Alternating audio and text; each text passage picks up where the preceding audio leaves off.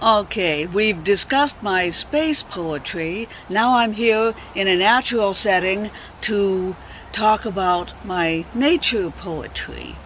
I started writing the nature poetry a long time ago when I was very young.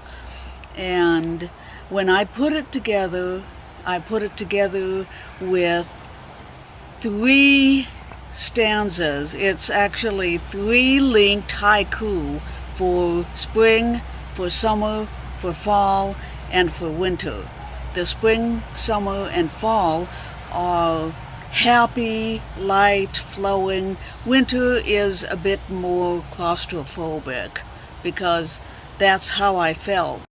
After each poem, I put in a little something to indicate what the poem was about and what was going on in my life about the time of that poem. And it shows a transition from my adult life to my career to my later adult life and retirement. Here I am standing in front of a bunch of leaves, green leaves on the trees, and it shows summer, but there will come a time when those leaves will turn yellow and fall. The poet would look at that as a transition from the summer to the fall. It could be a change of things, death.